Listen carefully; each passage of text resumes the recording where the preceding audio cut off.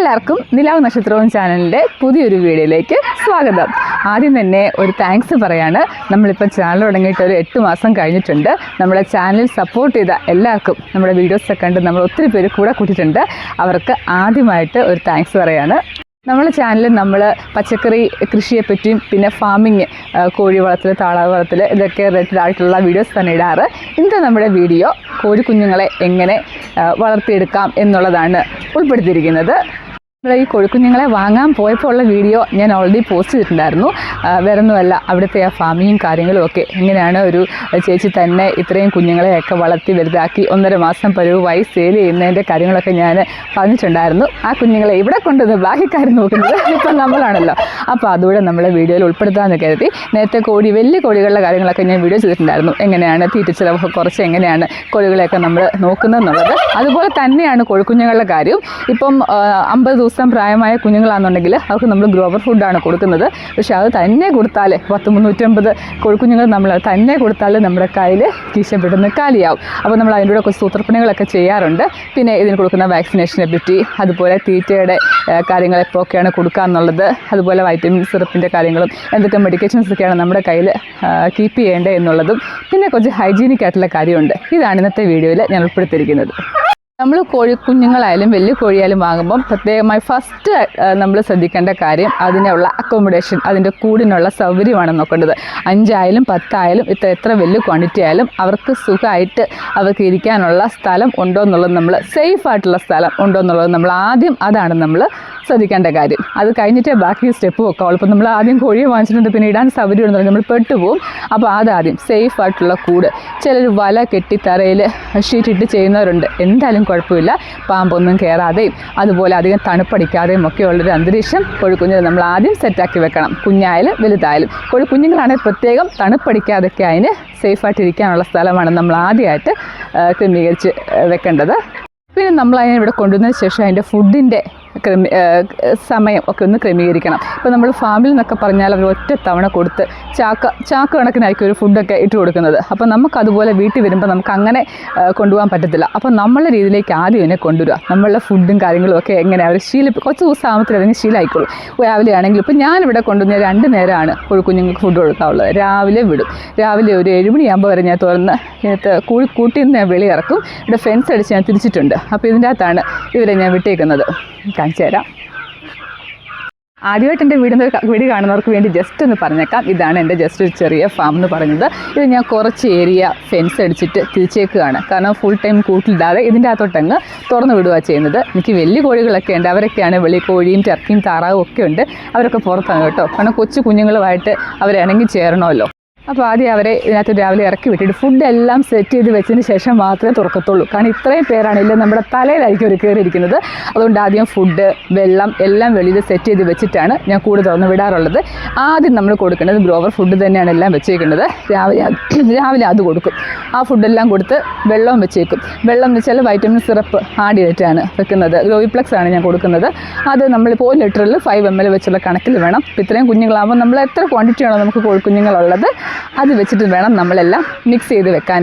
പിന്നെ ഒരു പ്രധാനപ്പെട്ട കാര്യം, നമ്മളൊരു സ്ഥലം മാറ്റി നമ്മൾ കൊണ്ടുവരുമ്പം അപ്പോൾ അവിടുത്തെ പോലത്തെ വെള്ളം എല്ലാം മാറുകയും അന്തരീക്ഷം ഫുള്ള് ചേഞ്ച് ആകുമ്പോൾ കോഴിക്കുഞ്ഞുങ്ങൾക്ക് പെട്ടെന്ന് തന്നെ വാക്സിനേഷൻ എടുത്തിട്ടാണ് നമ്മുടെ കോഴിക്കുഞ്ഞിനെ തന്നിരിക്കുന്നത്.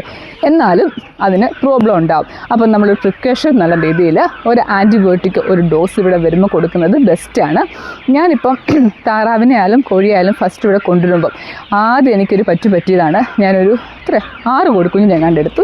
എനിക്ക് 6 അത് ചെറുതുപോയി. ഇതുപോലെ ഈ ഫാമിൽ നിന്നൊന്നും അല്ലായിരുന്നു. തമിഴ്നാട്ടിൽ നിന്ന് ഒരു ചേട്ടൻ ഇവിടെ ചെറിയൊരു കുഞ്ഞുങ്ങളെ കൊണ്ടുവന്ന് വിൽക്കുന്ന ഒരു സ്ഥലമുണ്ട്. അവിടെ നിന്നായിരുന്നു എടുത്തത്. ഇവിടെ കൊണ്ടുവന്ന് ആ കുഞ്ഞുങ്ങളും ചെത്തുപോയി.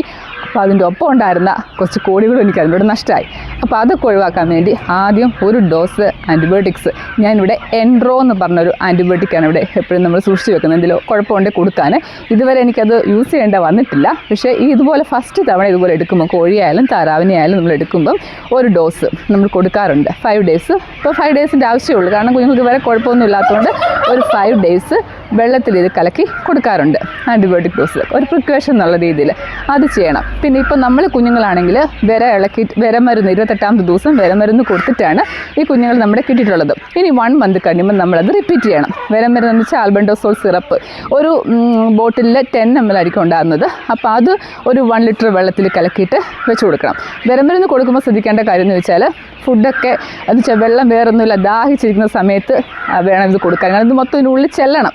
അത് നമ്മൾ നോക്കിയിട്ട് വേണം. ഇപ്പോൾ ആൻറ്റിബയോട്ടിക് മരുന്നായാലും അങ്ങനെ വേണം കൊടുക്കാൻ, അങ്ങനെ വേണം വിരമരുന്ന് കൊടുക്കാൻ.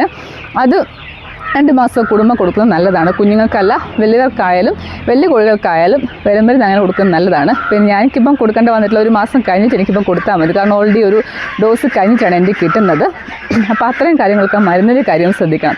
ഞാൻ ചെയ്യുന്ന കാര്യമാണ്, എനിക്ക് ആ ഫാമിൽ നിന്ന് കിട്ടിയ ഇൻഫർമേഷൻ ഇങ്ങനെയാണ്, അത് വെച്ചിട്ടാണ് കേട്ടോ ഞാൻ ചെയ്യുന്നത്, അതാണ് ഞാൻ ഷെയർ ചെയ്യുന്നത്. അപ്പം മരുന്നിൻ്റെ കാര്യമൊക്കെ അത്രയും. പിന്നെ ഗ്രോവിപ്ലക്സ് സിറപ്പ് വാങ്ങിച്ച് വെച്ചിട്ടുണ്ട്, അത് വെള്ളത്തിൽ എല്ലാ ദിവസവും കൊടുക്കാറുണ്ട് കേട്ടോ. എല്ലാം കിട്ടുന്ന പോലെ കോഴികളുടെ എണ്ണം അനുസരിച്ച് നമ്മളത് വെള്ളത്തിൽ ഡൈല്യൂട്ട് ചെയ്ത് കൊടുക്കുക ചെയ്യുന്നത്. ഒരു മരുന്നിൻ്റെ കൂടെ മറ്റൊന്ന് വെച്ച് അങ്ങനെ കൊടുക്കല്. ഒരു മരുന്ന് നമ്മൾ കൊടുക്കുകയാണെന്നുണ്ടെങ്കിൽ ആ വെള്ളം കംപ്ലീറ്റ് ആയിട്ട് തീർന്നതിന് ശേഷം വേറെ നമ്മൾ വൈറ്റമിൻ സിറപ്പായാലും അതിൻ്റെ ആഡ് ചെയ്യുള്ളൂ. ഒരുമിച്ച് എല്ലാം ഇട്ട് കൊടുത്താൽ ശരിയാകത്തില്ല. അങ്ങനെ ചെയ്യരുത് കേട്ടോ. പിന്നെ മെയിനായിട്ടുള്ള കാര്യം, രാവിലെ ഇപ്പോൾ ഫുഡ് കൊടുക്കുന്നത് ഞാൻ പറഞ്ഞു. പിന്നെ ഒരു ഉച്ച കഴിഞ്ഞ് 2 മണിയൊക്കെ ആകുമ്പോഴേ ഞാൻ അടുത്ത സെക്ഷൻ ഫുഡ് കൊടുക്കാറുള്ളൂ. അതുവരെ അവർക്ക് ബോറടിക്കാൻ പാടില്ലല്ലോ, നമ്മുടെ രീതിയിലേക്ക് നമ്മൾ കൊണ്ടുവരണ്ടേ. അതിനായിട്ട് മെയിനായിട്ട് കൊടുക്കുന്നത് പോച്ചയാണ്. ഇലകളെല്ലാം ഇത് കഴിച്ചോളും. കപ്പയില മീൻസ് പപ്പായ ഇലയാണ് കേട്ടോ, കപ്പയല്ല പപ്പായ ഇലയാണ്. കഴിഞ്ഞ ദിവസം വീഡിയോക്കകത്ത് ആരോ പറഞ്ഞു കപ്പയില കൊടുത്തുവിടാൻ. ഞാൻ ഉദ്ദേശിച്ചത് മരക്കിഴങ്ങിൻ്റെ ഇലയല്ല, പപ്പായയുടെ ഇലയാണ്. അത് ബെസ്റ്റാണ്, വിരശല്യം വരെ പോയി കിട്ടും, അത് കൊടുക്കാം. പിന്നെ അല്ലാതെ എല്ലാം പോച്ചയുണ്ടല്ലോ അതായാലിട്ട് കൊടുക്കാം. അതുപോലെ വാഴയില, ഇങ്ങനെയുള്ള എല്ലാം നമ്മളിട്ട് കൊടുത്തേക്കും. അവരത് കൊത്തിയും പറിച്ച് നിന്നോളും. അപ്പോൾ ഉച്ച കഴിഞ്ഞ് 2 മണിയൊക്കെ ആകുമ്പോഴേ അടുത്ത സെക്ഷൻ ഫുഡ് കൊടുക്കത്തുള്ളൂ. അതുവരെ ഇതൊക്കെ കഴിച്ച് അവർ നിന്നോളും. പിന്നെ പച്ചച്ചക്ക, ഇപ്പോൾ ചക്ക സീസണൊക്കെ ആണല്ലോ, പച്ചച്ചക്ക കിട്ടുകയാണെന്നുണ്ടെങ്കിൽ അത് കുഞ്ഞായിട്ട് അരിഞ്ഞിട്ട് കുരുമാറ്റി കുഞ്ഞായിട്ട് അരിഞ്ഞിട്ടിട്ട് കൊടുക്കുകയാണെങ്കിൽ ഒരു കുഴപ്പമില്ല. പഴുത്ത ചക്ക കൊടുക്കാതിരുന്നാൽ മതി. പച്ചച്ചക്കയൊക്കെ കുഞ്ഞുങ്ങൾക്കായാലും കൊടുക്കാം. തീരെ പൊടി കുഞ്ഞുങ്ങളല്ലോ, ഇത് കോഴിക്കുഞ്ഞുങ്ങളെ കാണണ്ടേ, കാണിച്ചു തരാം. തീറ്റയൊക്കെ ഇവിടെ സെറ്റ് ചെയ്ത് വെച്ചിട്ടാണ് ഞാൻ തുറന്നു വിടാൻ പോകുന്നത് കേട്ടോ, വെള്ളവും എല്ലാം. ഇല്ലെങ്കിൽ ഇവർ എൻ്റെ ദേഹത്തോട്ടായിരിക്കും കയറുന്നത്. ഞാൻ തുറന്നു വിടാൻ വേണ്ടി പോവാണേ.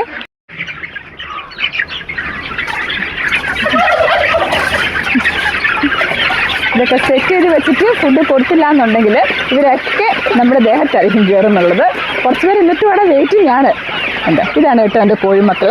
ഇത് ഞാൻ എടുത്തേക്കുന്നതെല്ലാം കഴിഞ്ഞ എൻ്റെ വീഡിയോയിൽ പറഞ്ഞിട്ടുണ്ടായിരുന്നു, ഗ്രാമശ്രീ കോഴികളാണ് കേട്ടോ ഇതെല്ലാം. കഴിഞ്ഞ തവണ കൈലളി ഗ്രാമശ്രീ കോഴി മിക്സ് ആണെങ്കിൽ ഗ്രാമശ്രീ കോഴിയെ തന്നെയാണ് കേട്ടോ എടുത്തേക്കുന്നത്. ഇതിപ്പം 50 ദിവസമൊക്കെ പ്രായമായ കുഞ്ഞുങ്ങളാണ്. പൂവിനും ഉണ്ട് പെടയുണ്ട്. എടുക്കുമ്പോൾ അങ്ങനെ വേണമല്ലോ എടുക്കാൻ. പൂവിനും പെടയും എടുത്തേക്കുന്നത്. ഇപ്പോൾ ഉച്ചക്കത്തെ സെക്ഷനാണ് കേട്ടോ. രാവിലെ ഫുഡ് കൊടുത്തൊരു 3 മണിക്കൂറൊക്കെ ഞാൻ വിട്ടതിന് ശേഷം ഞാൻ കൂട്ടിക്കയറ്റി. കാരണം എൻ്റെ സീനിയേഴ്സ് പിള്ളേരെയൊക്കെ അയച്ചു വിടാൻ വേണ്ടി ഞാൻ അവരെ കൂട്ടായി കയറ്റിയതാണ്. എന്നിട്ട് ഇപ്പോഴാണ് കേട്ടോ തുറന്ന് വിടുന്നത്. ഇനി വൈകിട്ട് 5 മണിയൊക്കെ ആയിട്ടേ കേട്ടത്തുള്ളൂ. ഈ ഫുഡൊക്കെ കഴിഞ്ഞ് വെള്ളമൊക്കെ കഴിച്ച് അവർ ഇച്ചിരി റെസ്റ്റ് എടുക്കുമ്പോൾ ഇവർക്ക് ഇഷ്ടംപോലെ പപ്പായയുടെ ഇലയൊക്കെ കൊണ്ട് ചാക്കിൽ സ്റ്റോക്ക് ചെയ്ത് വെച്ചിട്ടുണ്ട്. അതൊക്കെ അങ്ങ് ഇട്ട് കൊടുത്തേക്കും. അപ്പോൾ അവരതൊക്കെ കഴിച്ച് അവിടെ കൊത്തിപ്പറച്ച് നിന്നോളും കേട്ടോ. പിന്നെ തമ്മിക്കൊത്ത് അങ്ങനെ പ്രശ്നമൊന്നുമില്ല. പിന്നെ നമ്മൾ പ്രത്യേകം ശ്രദ്ധിക്കണം, ഈ പറയുന്ന പോലെ കൊഴുക്കുഞ്ഞിനെ കൊണ്ടിട്ട് ഇച്ചിരി വെള്ളം കൊടുത്തു തീറ്റി കൊടുത്തു അങ്ങനെ തീരുന്നതല്ല പണി. നമ്മുടെ കണ്ണുകൾ എപ്പോഴും അതിൻ്റെ ഒപ്പം ഉണ്ടാവണം, ഇല്ല നമുക്ക് എട്ടിൻ്റെ പണി കിട്ടും. ഇവരൊക്കെ എന്നാ തമ്മിൽ ഇപ്പം തന്നെ ഫുഡ് കൊടുത്തപ്പോൾ കണ്ടില്ലേ, ഒന്നിൻ്റെ മുകളിൽ ഒന്ന് എത്ര സ്ഥലത്ത് പാത്രത്തിൽ വെച്ച് കൊടുത്താലും ഒന്നിൻ്റെ മേലിൽ ഒന്നായിട്ട് ഇങ്ങനെ കയറിക്കൊണ്ടിരിക്കും. നമ്മുടെ ശ്രദ്ധ ഉണ്ടാവണം, ഇല്ലെങ്കിൽ ഈ കുഞ്ഞുങ്ങളല്ലേ ഇഞ്ചുറിയൊക്കെ ഉണ്ടാവും. അപ്പോൾ അതൊക്കെ ശ്രദ്ധിക്കണം.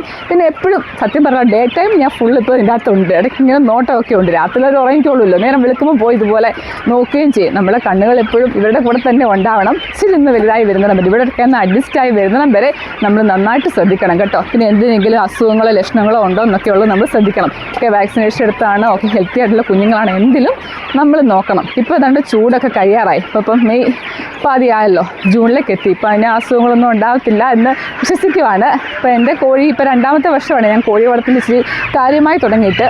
ഇതുവരെ ദൈവം അനുസരിച്ച് കുഴപ്പമൊന്നും ഉണ്ടായിട്ടില്ല, ഇനി അങ്ങനെ ഉണ്ടാകാതിരിക്കട്ടെ. അപ്പോൾ ഇത്രയൊക്കെ കാര്യങ്ങളാണ് ഞാനിവിടെ ചെയ്യാറുള്ളത്.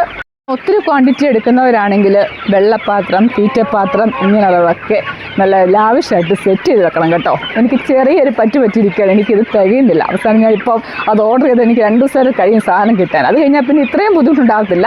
നേരത്തെ വെച്ച് തീറ്റ അങ്ങ് വെച്ച് കൊടുക്കാമെന്ന് കരുതി. അപ്പോൾ ഇത്രയും റഷ് ഉണ്ടാകത്തില്ല എന്ന് തോന്നുന്നു. അപ്പോൾ എനിക്ക് പറ്റിയാൽ പറ്റും, നിങ്ങൾക്ക് പറ്റില്ല. ഫുഡിൻ്റെ പാത്രങ്ങളൊക്കെ ഒന്ന് നേരത്തെ എത്ര എണ്ണമാണ് എടുക്കുന്നത് അതനുസരിച്ചൊന്ന് സെറ്റ് ചെയ്ത് വെക്കുന്നത് നല്ലതായിരിക്കും കേട്ടോ. നേരത്തെ ഞാൻ വാങ്ങിച്ച കോഴി എനിക്ക് 5 മാസം കഴിഞ്ഞപ്പോൾ മുട്ടയിട്ട് തുടങ്ങിയായിരുന്നു. 1.5 മാസം ആയ കുഞ്ഞുങ്ങളെന്ന് പറഞ്ഞാൽ 2 മാസമൊക്കെ ആയ കുഞ്ഞുവരെ കൂടെ ഉണ്ടായിരുന്നു കേട്ടോ. അപ്പോൾ എനിക്ക് 5 മാസം കഴിഞ്ഞപ്പോൾ തൊട്ട് മുട്ടയിട്ട് തുടങ്ങിയായിരുന്നു. ഈ ഗ്രാമശ്രീ കോഴിയുടെ മുട്ടയാണ് കേട്ടോ കുറച്ചുകൂടെ വലിയ മുട്ട കിട്ടിയിട്ടുള്ളത്. കരളി കോഴിയുടെ മുട്ട കുറച്ചുകൂടെ കുഞ്ഞതാണ്. അതുപോലെ കോഴി സൈസും ഗ്രാമശ്രീ കോഴികളാണ്. അതുകൊണ്ടാണ് ഇത്തവണ അതിനെ ഞാൻ അങ്ങ് ചൂസ് ചെയ്തത്.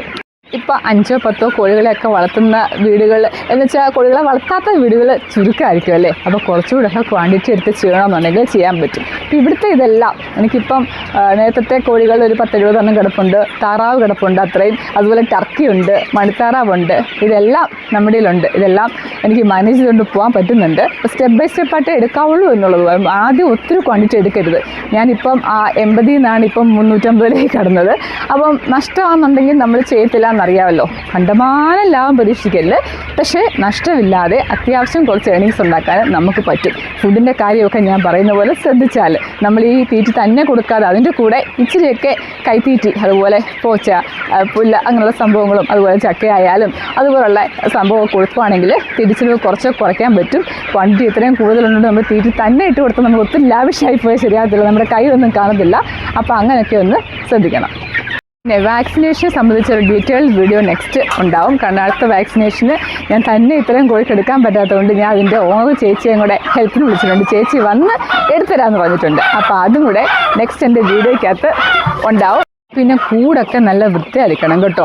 ഈ 6 മാസം കൂടുമ്പോൾ നമ്മൾ ഇപ്പം ഞാൻ അറക്കപ്പൊടിയുടെ ചീളാണ് ഇട്ടേക്കുന്നത്. 6 മാസം കൂടുമ്പോൾ ഉറപ്പായിട്ട് ഇത് റിമൂവ് ചെയ്തിട്ട് വേറെ നമ്മൾ ഇട്ടിരിക്കണം കേട്ടോ. ഇല്ലെങ്കിൽ കിടന്നാലും ഫംഗസും കാര്യങ്ങളൊക്കെ ഉണ്ട്. ഇത് ഫുൾ ടൈം ഞാൻ കൂടുതലാണ് ഇട്ടുന്നത്. ഡേ ടൈം ഇവർ പുറത്താണ് എങ്കിൽ പോലും അങ്ങനെ ചെയ്യണം. അതുപോലെ വെള്ളമായാലും നല്ല ക്ലിയർ വാട്ടർ, നല്ല വൃത്തിയുള്ള പാത്രങ്ങളൊക്കെ ഒന്ന് കഴുകി വേണം കോഴി ആയാലും വെള്ളം വെച്ച് കൊടുക്കാൻ.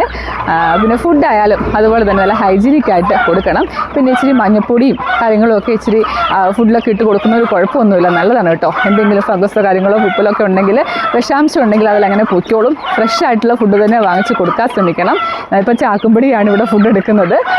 പിന്നെ കോഴിയുടെ വില കുറച്ച് ചോദിച്ചായിരുന്നു. ഇപ്പോൾ ഇത് 50 ദിവസം പ്രായമായ കോഴിക്കുഞ്ഞാണ്. ഇപ്പോൾ എനിക്ക് 130 എന്ന റേറ്റിലാണ് കിട്ടിയിരിക്കുന്നത് കേട്ടോ. 130 രൂപയാണ് ഒരു കോഴിക്കുഞ്ഞിൻ്റെ വില. എൻ്റെ നേരത്തെയുള്ള വീഡിയോയിൽ ഞാൻ ഡീറ്റെയിൽസ് കൊടുത്തിട്ടുണ്ട്. ആർക്കെങ്കിലും കോഴിക്കുഞ്ഞിനെ വേണമെങ്കിൽ ഇത് കൊല്ലം ചടയമംഗലമാണ്. അപ്പോൾ അത് വാങ്ങാനുള്ള സ്ഥലത്തിൻ്റെ കാര്യങ്ങളൊക്കെ ഞാൻ പറഞ്ഞിട്ടുണ്ട്. ഡൗട്ട് ഉണ്ടെങ്കിൽ ഞാൻ ഒത്തിരി റിപ്പീറ്റ് ചെയ്താൽ ശരിയാകത്തില്ലല്ലോ. അപ്പോൾ ഇന്നത്തെ വീഡിയോ ഒത്തിരി അങ്ങോട്ട് ദീർഘിപ്പിക്കുന്നില്ല. നെക്സ്റ്റ് വിശേഷം, കോഴികളുടെ വിശേഷമായിട്ട് അടുത്ത വീഡിയോ നമുക്ക് കാണാം. ഫസ്റ്റ് ടൈം നമ്മുടെ ചാനൽ കാണുന്നവർ ഉറപ്പായിട്ടും നിങ്ങളുടെ കൂടെ എന്നോട് കൂട്ടണം കേട്ടോ. അപ്പോൾ അടുത്തൊരു വീഡിയോ ആയിട്ട് വരുന്നവരേക്കും എല്ലാവർക്കും ബൈ.